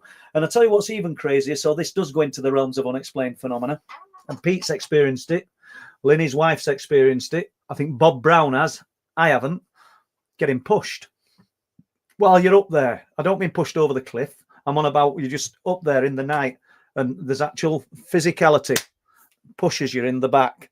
And that's an odd one, and that's a frightening one. You won't want to be stood on edge of the cliff without a fence if there's something with that capability, would you? No, I mean, it's the height of those cliffs. I mean, during the day, I mean, I'm terrible with that, so I get vertigo. Me just looking at it. I used to get bloody vertigo playing Tomb Raider as a kid. I couldn't even play a game with heights in it. Never mind. No. Stand up there. I'm glad it's dark sometimes when we're up there. You do. I've noticed you don't. There's a fence around it where we are, people. So don't think we're doing out dangerous. And it's a strong fence, but for the most part. But I noticed you stand at the other side of it, don't you? Literally 6 foot away from it, should I say, not at the other side of it. So yeah, but if that's how it makes you feel, that that's fair, isn't it? That's right. But there's a few people that we've noted that have said to us, I've just had someone's just pushed me in the back. It's. I mean, we've heard voices up there. I were on there. I think it was just before Christmas, and I was stood at side of Pete, that far apart, in the darkness, and a voice said, "Paul," and I didn't say anything. And Pete's real broad Yorkshire's from Barnsley, and he'll be listening to this. And he went, "Did that just hear that?" It said the name, in his right. There were nobody there. There were nobody there. It all weird. Absolutely weird. A floating voice. And I love that term. The guy who saw the red light come from the cliff face and float down to the sea and told us about it last week. When he got home, I said that strange things happened at home with the towel that seemingly was almost like on a puppet string. These are his analogies. I think it's a great way of putting it. He said, and I also heard a floating voice. And I don't know whether he's in chat at all under a different name, because I know he does come in, and he did give me name in the week. But I can't remember what it said to him. But a voice just out of the ether just spoke to him, which is strange if you've never experienced anything like that. This guy, when he saw this light come down from the cliff, and I don't know how old he is, I don't want to do him a disservice, but let's say he's 40, 43. He'd never had any experience of anything unexplained before that. Do you know what I mean? It's that was big time. So he's not got a history of things, and one man's UFO is another man's satellite, as I say, because some of us can see. We've said this, haven't we? See Jesus in a slice of toast. And what I'm saying is, this guy's really level-headed and sort of analyzes everything. And this chair, it is an interesting. I'm aware of this chair now. Dragonborn, you've really done it. I've got to sit still. It needs some lube on it. It does. Right. Jack 1948 UK. If manifestation is correct, why doesn't everyone see Santa Claus at Christmas? Oh, good point, Jack. Because what a good point. Because obviously all the little children are praying that they're going to see Father Christmas, and you make a good point there. Yeah, but the flip side to that is that they're also told that they shouldn't see Father Christmas because they won't get the presents, and they're also told that some are told that he doesn't exist, and some are told and to manifest it requires belief and faith, and I don't think many people have got that these days in anything. Absolutely. You know. Well, like we said, I'm not a deeply religious person, but I was brought up in a Church of England school where we had religion literally rammed down our throats. And the true meaning of Easter is not. It's what is it now? It's just a chocolate feast, isn't it? Do you know what I mean? It's nothing to do with the true meaning of Easter, really. It's just it's just to overindulge on chocolate. Basically. It's not. Yeah, it's not what it's not. Right. Well, there's Studio 211. Why is it assumed that disclosure will come from the USA?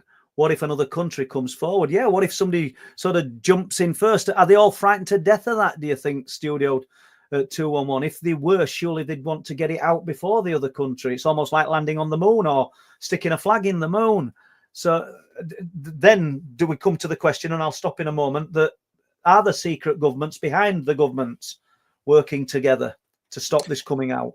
Yeah, I think, look, it doesn't actually take, this is in the public domain, it doesn't take a rocket scientist to figure out that most of these, it's all theatre. It's theatre. It's for sure, and a lot of these power brokers and front men are actually related, whether you're in a foreign country or not. I mean, isn't Trump's related to? Isn't he related to the Windsors? Isn't he? So I don't know. Yeah. No, I didn't know. I mean, and that's just one thread that's been dug up like publicly. So what? Just because you're in China doesn't necessarily mean that you're not related to someone in a different country. And obviously, I think the American thing. I mean, I'm only guessing here, Andy, by the way. I'm just thinking that economy-wise, I would imagine China have got a massive breakaway civilization tech, and just because of America, the amount of cash that they could put into that secret breakaway civilization black projects, I think they're probably ahead, or them, Russia and China, the big guns, really, Absolutely. But obviously they're like, America are quite vocal about that, the American government, not the Americans, but American government are very vocal, aren't they? David Hunt, what do you think about the stuff about the first night vision glasses showing up entities when they use them? This is the red phosphorus. I think Lee might know a little bit about this, and you might. Dicyanogen, is it? What is it? It's dicyanogen, is it? Or is that what it is? That's the purple stuff, isn't it? And apparently the people that were using them were seeing demon type entities. Yeah, we're in Vietnam. Vietnam, yeah, and they were banned then, weren't they, or removed? I don't know. It might be something to ask John L. Watson about, to be honest with you. I think there's a little bit of a urban mythology tied to dicyanogen, but I think a good place to find out about that stuff is the guy, I can't remember his name. I'm terrible with names, Anna. The guy that runs the YouTube channel and the TikTok channel called Museum of Terror. And if you're not familiar with that, watch him, because he's brilliant. This guy, he's the technician, or he has been the technician up at the Wilson Ranch, and I don't think he may have been on Skinwalker. Right. Okay. Yeah, Carl the Crusher will know him because he's the guy that we're doing all. When they were doing the God helmet. The God helmet. I think this guy were doing the early testing on it. Anyway. And just while we're on with that, before we get to Studio's question, if you've got any connections to good guests, people in the chat, and you want to throw any suggestions our way, let us know, because Chris holds down a full-time job. I've got loads to do myself. I don't mean that we don't want to get guests, but sometimes it's difficult. As like tonight, our guest, he something come up that couldn't be avoided, so you just stuck with me and Chris. But yeah, just any suggestions. Yep. Andy's got another question. If we have alien technology, where is it in all of the current US Air Force and CIA black projects? They're using turbofan engines or derivatives dating from the 1940s, no pulse drives or warp systems. Well, there's a number of roads you can go down with that one. That could be very deliberate, that they don't want this technology. The Breakaway civilization do not want its potential military to be able to fight back against it. If it comes to civil war, which is prophesized, obviously, if you've got black projects and you've got best technology, you want to keep it that way. Keep it hidden. And that's just public consumption. That information about what they've got in the more secretive planes, that some of them have been filmed, some of the triangular craft have been filmed. We don't know what tech's in them. Do you know, with 3 witnesses at Humminby watching 3 huge triangles coming towards them from the sea, and low in the sky, and they're really excited about they're going to see the underside of these objects. No lights on them, but they're blacking out everything. They're clearly triangles, and when they got over the top of them, they vanished. They didn't fly away; they just disappeared. So there's loads of questions in my head. They travelled 2 miles from the sea across land, so they travelled across major roads. They travelled across properties and homes. So why did they want to remain visible then and only disappear when 3 men from this industrial unit were looking up at them? If they wanted to remain invisible, why didn't they? And is that, if it's man-made tech, then it's absolutely just, it's magic to my mind, because it's silent, it's huge, it can fly low over areas and just render itself invisible in the blink of an eye. What's happening there? Is that our tech? I'm not sure it is, me. No, I mean, there's no way of us knowing. We are literally just speculating. You can only go off witness testimony, and I've seen enough whistleblower testimony to suggest rather that we have got that tech and we did back engineer it. I mean, that's, I know it's like just paraphrasing there, but to me, it just kind of makes it's a natural progression for me. That I look at technology and what we have got in it, like you said, your phone earlier in your hand. Well, you just apply that to the armed forces and weapons or reconnaissance or whatever you want, anything in the military industrial complex. It translates right over, doesn't it? And I don't see why it would be any different. No, that's a good point. But again, we don't know, Andy. It's one of them. It's a good question. It's bloody frustrating, but it's just one of those. Maybe that's the question I should ask. Well, just before we get that question, I know I'm banging on about Humminby, and I always seem to be, but I just think it's an amazing case. But there was so much contrast at Humminby. So we got the triangles, and then short time after, not the same day, they're looking at something that looks like a classic 1950s flying saucer.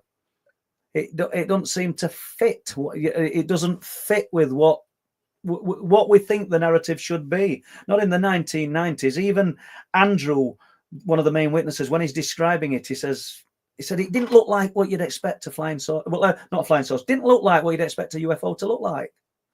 And he saw it, and you can hear him doubting what he's expecting it to look like. He said, "There's a glass dome on top of it, and there's a little alien inside it." And he just can't. He's blown away by what he's looking at, but it was the last thing you were expecting to see, because that's crazy. I know we've gone a bit off track there, guys, but it almost blows me away when I think about that case. Well, it is that question, and because that case is so amazing, because there's so many questions. Why were the military sat waiting for that ET? Why? I mean, again, it's a presumption here, but going off what the witnesses have told you. Well, if what the witnesses have told me, and there's 3 of them I've spoke to, is true, then the military were fully aware that night that object was going to be there. And, there's 3 witnesses, and they all saw what I would call alien beings. And Dave saw 3 stood in the mist around this object. And he said if they had clothing on, it must have been a wetsuit. They were very thin, slightly larger heads, and they stood there. The guy who we'll always call the boss saw 1. And do you know, it's just crazy. There's so many strange aspects to that story and that case and everything. And I've asked myself many times, because you hear me say location is key, but what location and an individual, man or woman, that was in the area or present that was attracting the phenomena, because you seem to have so many different parts of the phenomena that don't fit with the others, but they must do because they're all there. You know, Andrew says at the end, you know, when summing it up, he's going like, it's like you'd got the poltergeist and all that activity that seemed separate to the UFO. Yeah, it were all happening in the mix. So for my mind, and I can, like you just said, we can only surmise and speculate, and we talk about Hummingbee, that there was some element there that was attracting many different types of unexplained phenomena, almost like a magnet drawing in the iron filings of the unexplained to it. And maybe a crap analogy, guys, but it's just what did that, like you said, there were a soldier, wasn't there, or there was someone part of that operation was stood, wasn't he stood appearing to be communicating with this ET? Did they say? No. The roller shutters went up on the unit where these guys worked, an industrial unit, so a workshop, on this particular night after the triangles had been seen, but not the same night. They find themselves looking down the compound 40 or 50 feet, and this object's there. There's men down there with it. They're not in it, but they're there. They didn't even know they were at first, but it turns out they were military. And then when they go to the front of the unit, and there's roller shutters at the front as well and a little side door, we can't work out whether the side door opened or they opened the door. They were taken hold of by military personnel that were armed and shouted at and warned to stay where they were. And all three, well, at least two of those witnesses, I think three of them, firmly believe that there was another event taking place at the front. It's the craziest of stories. I love talking about Hummingbee because A, it's only 8 miles from where I live. B, I think it's the greatest UFO story never told. But it's not now because I keep talking about it. But the point is, I know there's other witnesses out there. I know that there's people will have seen those military roadblocks back in the 1990s. Obviously, potentially seen the objects and had some kind of close interaction, because it didn't all start on that night. It started 1996, 97 and 98 in the 3 months, June, July and August of each year respectively. The phenomena just grew in intensity and kind of dissipated in August, and culminating, it stopped after the UFO. Everything just stopped. And there'll be people sat in here thinking, what's he on about? Because we've not done Hummingbee, guys. So I do apologise, but we'll do it from start to finish on last transmission one Tuesday. It'll probably take an hour and a bit, and we'll just go through it piece by piece. Yes, Conduit 7. Could a pure lineage play a part in abductions? There's one for you. What do you think? Maybe. You know, I don't know, Conduit 7. When I wrote Night People, which I had a picture of, but I haven't got it there at the moment. But when I wrote Night People, I spoke on Whitley Strieber's show, Dreamland. Just out of blue, Whitley said to me, I think you've got ties to Rosslyn Chapel. God knows why he said it, because I didn't know. And I said, oh, yeah. He said, I really do. I think you've got ties to Rosslyn Chapel. So a friend of mine, Andy Tong, who did Family Tree, that's what he used to do, did really bit of deep research. He found out, and I hope I'm right when I say this, when I say 11th, but it turned out that I was the 11th direct generational grandson of William St. Clair from Rosslyn Chapel, which is fascinating, isn't it? Do you know what I mean? And I don't know whether that ties in with the question you're asking. I don't think I've got an unusual blood type. I know that there's people say unusual blood types, or rare blood types, should we say, are of interest to these unknown others. I don't know why all the things happened to me in childhood. I don't know. I think there's enough evidence across the abduction contact stroke phenomenon to say that lineage is very important, I think. Yeah. It might not necessarily, it might be a curse, who knows? We don't know. But I think from what I've been told of witnesses, they've been told that by the beings themselves that it's important, and it's why they've been. Now that could be another red herring. We don't know, but I can't think, Matt, that it's a coincidence with everything going on with Rosslyn and everything coming out now about the importance of these places and what the true functions were. They weren't churches. That's not what these places were for. Well, they were a church of a type, but not, they didn't go in this, Well, I can't remember what year we went, but we went to Rosslyn probably 2 years ago. If you remember, I've got a terrible sore throat and everything because I was talking about it on a live stream, and we saw a sphere of light. Arch skeptic, my son-in-law Nick, who kind of he's the one of them that gives you the little rolled eyes and a little giggle when you talk about things, and it was undeniable. Was the sphere of light seemed to drop and move along a wall, and that we were literally staying in the house next door to Rosslyn Chapel called College Hill House. So you're going to look it up, people. It's literally, there's a garden wall separating Rosslyn Chapel and the house. And it were great. That was the only thing. The house itself was really interesting, and the house was haunted. I never experienced anything. But apparently Jessica heard things, heard the sound of what sounded like a barrel rolling along the floor, and it used to be a public house at one time, which were interesting, and there were all stone flags on the floor and everything, real interesting house. The visitor book was full of people's experiences. Lady talked about laying in bed in this particular room, the room we had, and looking up at the ceiling while she's laid there, and a door opened and light filled into the room. It almost sounds like an alien abduction. It's just incredible, and that was in the book. Of course, I never took pictures of all those reports, but as you do, because I wouldn't. Well, look, you might end up going back. I mean, if we ever, Les has mentioned it as well, talking about doing a film about your life, including that sort of stuff, and for sure. Look, again, going back to coincidence and going back to ties into the occult and ties into some of Nathaniel's research and all the rest of it. There's no way that these guys that show your namesake and lineage, they were all, some of them were occultists, some of them were alchemists. They were in touch, they were in contact with some of them angels. Come on. Do you know there's loads of coincidences that sort of crop up?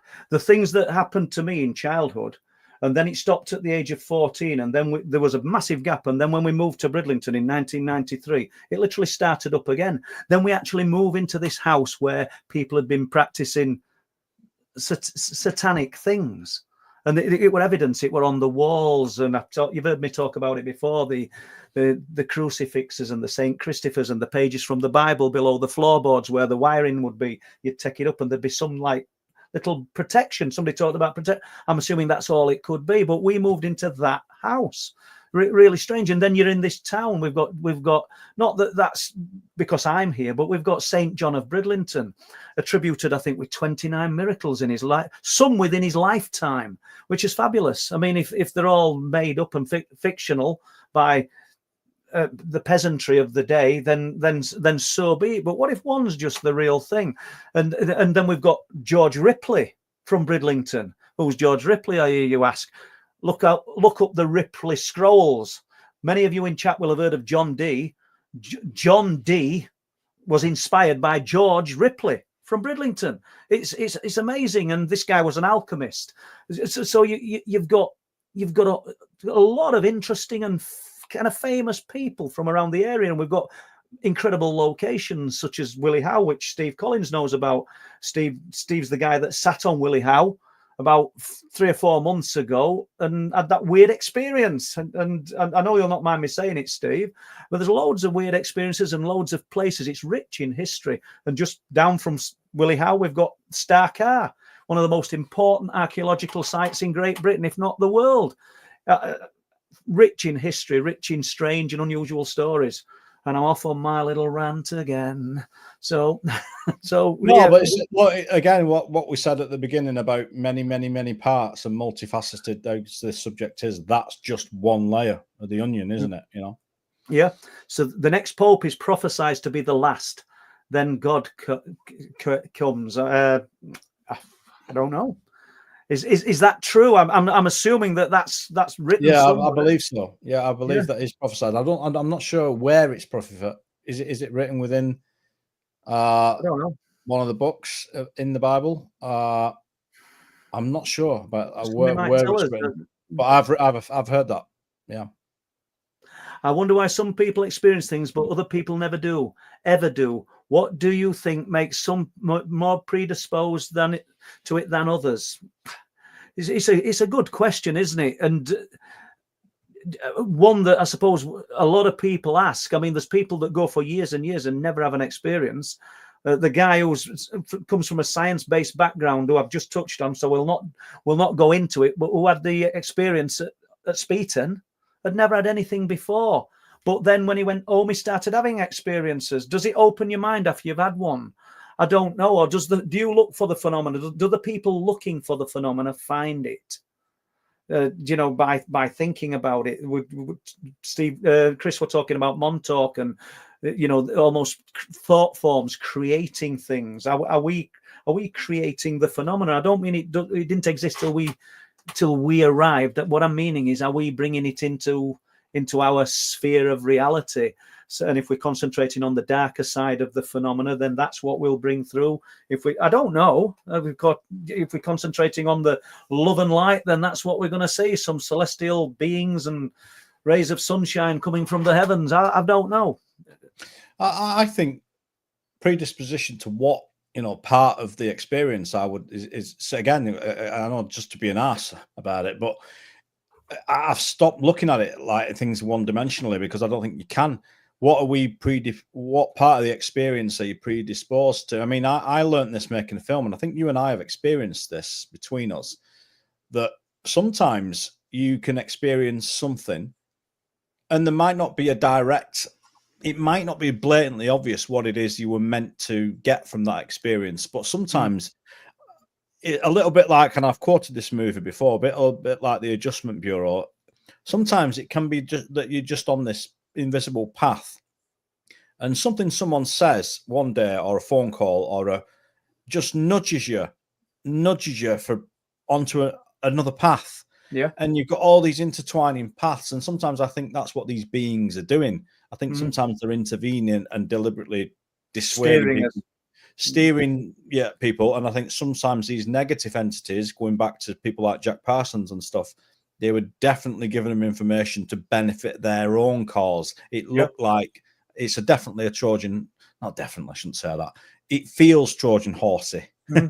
Anyway, we're running out of time, so I see that. And Steve Collins says, I was up there, and he's meaning Willie Howe, with Jo and her husband, and was scared. And I was scared. Nothing paranormal, but funny feeling about going over. Oh, you were up at Bempton. It was going over the cliff. Because I thought you meant you were up at Willie Howe, because this is Steve, guys, who have just talked about having the weird experience. Yeah, I suppose a lot of people, that's nothing paranormal, like you said, Steve. Chris's pointing question, he doesn't like stood near the edge of those cliffs. Just makes him feel a little bit nervous and queasy. So maybe that's the same thing, Steve. And and obviously you're not mixing it up with a paranormal feeling, are you? But and a lot of people feel that way. Yeah, I think so. I think that there's it is a weird place, Bempton. I mean, I know we keep banging on about it, but if we don't bang on about it, you've got to keep getting the message out there, because the more people, the wider we can get the name out there. I know we call it Bempton, but it's not just Bempton, is it? But no, it has become kind of the epicenter, in the sense that it's a place that's public, and it's a place you can gather. It's a place where people gather, and it's a place where people, are you going up there? We'll meet you up there. I've said many times, if I had to choose a location, it would be Speeton. And because once again, for the footfall that Speeton has, which is very light compared to the amount of reports I get, I think that is the place. But I think there'll be pockets of this strangeness all the way up, all the way around the United Kingdom. It's just that you've got a pocket of people. The potential for something to happen up there is strong, without a doubt. And I was going to say something else, then I started reading that question. I have always thought disclosure meant UFOs. Do you think it would mean cryptids also? I don't know, Jack. I really don't know. Yeah, it's what we were saying earlier, isn't it? It's about it's a bit like dominoes, isn't it? It's about how much can they get away with disclosing where no other important dominoes fall, and set something in motion that can't be stopped. That's how I feel. It is. And just before we jump away from Bempton, because I know we're short of time, but Carl Dan's on. Carl's there in chat. I can see your name there. Carl came up a couple of months ago with his wife, Sarah. He spent some time up there with us. Using a thermal camera, he filmed something with a thermal camera, and he's got a big heat signature. And I'm looking at it with the psionics. I don't know if I told you, Carl, but I know I am, because I can. On the psionics, I've got audio, and you haven't got it on the thermal. And I'm saying to you, I can't see it with psionics, which is weird. It's similar to what Linny filmed in the field. And so there's things that we're not seeing up there. And now with the advent of the new tech that is affordable, we're able to see it. So anyway, go on. Yeah. No, it's a good point. Mike the Saber Welshman. Paul, if a TV channel asked you to take part in a documentary about your childhood experiences, would you be up for it? I don't know, mate. I don't know. I did some work for what do they call them? A few months ago, History Channel, but it weren't about my childhood experiences. So, but whether I'd get involved in something about myself, I've written Night People. You know, and put that out. And I did speak to Whitley Strieber before we published Night People, and he spoke to me. He actually spoke to me. Said, "Are you sure you want to publish it? Because once you have, like, you know, it's out there. This is this is what people will think." And this is the man who wrote Communion. You know, probably the most famous book on an alien abduction in the world, isn't it? I would have thought so. Yeah. Yeah. Thank you very much, Lee Roscoe. Thank you very much, mate. We really appreciate that. And Karen, thank you. Thanks, Karen. And thanks for supporting Last Transmission, Karen and Lee. Not just because of that, but Karen's so positive about everything that she involves herself in with Truth Proof, and it's great to have Karen here on board with Last Transmission. And I'll say it one more time, if that's what I was going to say before we kind of shut this down, guys. Like and subscribe. Just press the like button. That's all we're asking. 2 hours. We've sat here. We might not have agreed with everything we've said, but we might have just touched a nerve with some things. So please press the like. Yeah, I think it's better. I don't think there's any point if we all agree. Oh, absolutely. You know, no one wants to sit in an echo chamber. I certainly don't want to sit in an echo chamber. So, you know, and on these podcasts, I think it's our job and the audience's job to challenge each other. I would agree, and it makes it a more interesting show. I mean, that's like you know, sometimes Rick Allen's in here, and I know you get him on your, and not everybody agrees with a lot of Rick Allen's points, but you know, Rick is pushing, and I like the fact that he pushes us, and I like it that he challenges us. And we don't have the answers. Nobody has the answers, but I appreciate him taking part, you know. Well, I don't know if he's been into tonight, but I know, but he'll probably end up listening to it. And yeah, he's got a lot of interesting points to make, and he has been on Truth Proof. I mean, me and Rick have agreed to disagree on some things, and no doubt that'll continue. But yeah, it's always good to have. So I don't mind anybody challenging what I say, not at all. You know, providing that they're not abusive or anything. I'm quite happy to kind of take that on. It's what it's all about, isn't it? We've just got to kick ideas about and thoughts about. That's all we can do. I mean, ultimately, and you know, that's all we can do. I mean, some people, I mean, in your situation and some of what I know, but more of what you know, there are things that you know that you can't talk about, which is a shame. I'm sat on. We're just about there, guys. But I've been told, and I'm not even going to tease you with it, guys. But I've been told about another UFO event, and the guy's spoken to me face to face. I knew about it a few years ago, but I've spoken to me face to face, and I didn't even bother asking if I could record the conversation because I didn't think it was fair. You know, and I don't record the conversations. And I'm on about face to face, and can I record this? So when I write it up, I won't be even writing it up. If this person decides he's going to let me talk about it, and I could just talk about it, but I'd never do that to somebody who'd been so opened up and told me something so profound. I'd never do it. And if he listens to this, he'll realize that. But it's incredible. So I just wonder how many other cases are out there like that. We've got Hummonby, we've got Wilsthorpe, and this is only in this area. This is just a little pocket of strangeness. They'll be all over the world, all over the United Kingdom. Can you imagine if people just decided they were going to start and open up? It'd be brilliant. That would be Well, disclosure. I think they will. Maybe if they do, maybe if it is a really poor man's version of disclosure, maybe that'll push a few more people to come out. I mean, we might not learn a great deal more, but certainly have more to talk about and just more pieces to the puzzle. So yeah, with that Rod who just said, Paul, you've got to get that chair oiled. Yeah, I realise that now, and look at his. I love that thumbnail, by the way, the swan. But yeah, absolutely, Rod. Makes me smile every time, mate. Right, we'll call it a night then, mate. Thanks everybody for tuning in again. Thanks, Lorraine, for moderating. Thanks, Paul, for sharing more of your accounts. And we definitely will see you. Thanks, David. And thanks for your comments, guys. I know a few of them have come up tonight thanking us for doing the show. We'll continue to do it as long as you guys continue to watch. So until next Tuesday, we shall see you next week. Thank you very much. Thanks, Chris. Thanks, Lorraine, for doing the moderating. Bye-bye.